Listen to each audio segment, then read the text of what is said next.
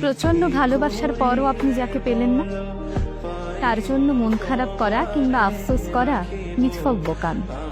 বরং আফসোস তো সেই মানুষটা করবে যে আপনার এই তীব্র ভালোবাসা, আদর, যত্ন উপেক্ষা করে ভালো থাকার লোভে অন্য কাউকে বেছে নিয়েছে। ভালোবাসার মানুষকে মুক্ত করে দিতে হবে, যাতে করে সে অন্তত বুঝতে পারে পৃথিবীতে আর কেউ তাকে ঠিক আপনার মতো করে ভালোবাসে কিনা, বোঝে কিনা।